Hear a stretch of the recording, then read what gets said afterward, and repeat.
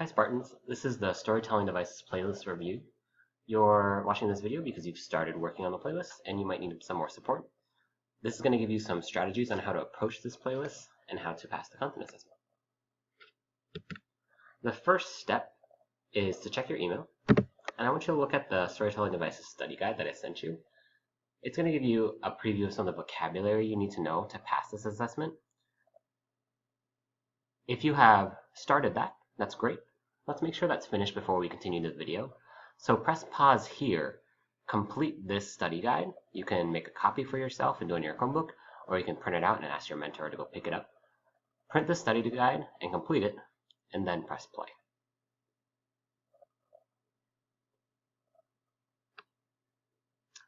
Hi again, Spartans. We're continuing this video under the idea that you have completed the study guide and you are familiar with terms like flashback, flash forward, pacing, and all these terms on the second page: foreshadowing, problem solution, cause and effect, suspense, tension, and memory. All of these definitions are in the playlist, so double check that you have them. And now we're going to talk about a way you could look for a flashback. A lot of this assessment will ask you about your ability to read a text and find the flashback. We're going to look at an example from the Hunger Games. In this example, there is a flashback. We're going to think about how we find it. So far in the story, Katniss has already been selected to be part of the Hunger Games, and she's starting to ride the train to the Capitol, where she is about to join the games. We're going to read it together and think, where does the flashback start and end? Starting at the top of the page. "No, I don't want them," says Peeta. I nod and head to my own room. I understand how Peeta feels. I can't stand the sight of the Capitol people myself, but making them deal with Haymitch might be a small form of revenge. So I'm pondering the reason why he insists on taking care of Haymitch, and all of a sudden I think, it's because he's being kind, just as he was kind to me to give the bread. I'm gonna pause here. Oh my gosh, I'm noticing something. Here was a paragraph about them first being on the train going to the Capitol, and then she's thinking back. Katniss is the narrator. She says, it's because he's being kind, just as he was kind to give me the bread. Huh. I'm noticing it's starting to describe something in the past because there's the word was, because it's in the past. There's not really that much detail, so this may not be a full flashback. I'm going to keep reading and see if she has a different flashback about Peeta. The idea pulls me up short. A kind Peeta Mellark is far more dangerous than an unkind one. Kind people have a way of working their way inside me and rooting there. And I can't let Peeta do this. Not where we're going. So I decide, from this moment on, to have as little as possible to do with the baker's son. When I get back to my room, the train is pausing at a platform to refuel. I quickly open the window, toss the cookies Peeta's father gave me out of the train, and slam the glass shut. No more. No more either of them. Unfortunately, the packet of cookies hits the ground and bursts open in a patch of dandelions by the track. I only see the image for a moment because the train is off again, but it's enough. Enough to remind me of that other dandelion in the schoolyard years ago. I just turned away from Peeta Mellark's bruised face when I saw the dandelion, and I hope I wasn't lost. I plucked it carefully and hurried home. Oh wait, what's going on here? Suddenly she's off the train? Let me reread. Enough to remind me of that other dandelion in the schoolyard years ago.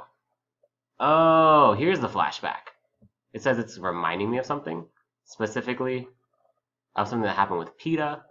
It looks like we're changing the scene. We're changing the setting. Was on the train, now we're going home. I'm going to highlight where I see the flashback. I've already read this text, so I know that now that the setting has changed, we're in a totally different time period. It looks like the flashback is even continuing. It continues on for the next few pages, describing what it was like when Peeta and Katniss were at home, all the way down here. Check this out. It says, now I was going to die without ever having been set straight. I thought of how I had yelled at her today in the Justice Building, how I had loved her too, though. So maybe it would balance out. All balance out. For a while, I stand staring out the train window, wishing I could open it again, but unsure of what would happen at such high speed. Whoa! Here we are again. We're back at the train. The setting has changed. Here is where it ends. that flashback went off of the train, totally changed setting, totally changed the place they were, and it went back to the train afterwards. Some important things to note here. Here's some ellipses. Ellipses is a dot, dot, dot. That punctuation told me something was changing. Not only that, I saw the word remind. That told me that was changing. Then I saw some dialogue from a totally other place. I noticed she went home in the flashback. Prim was talking. Prim wasn't on the train originally. I knew that from my original reading. And then when I go to the end of the flashback, it said, now I was going to die. It looks like there's a change. And for a while, I was staring out the train window. Suddenly, we're back on the train. That was my clue to tell me where the flashback ended. This is the skill that the content assessment will ask you for. So let's talk about the strategies we just used.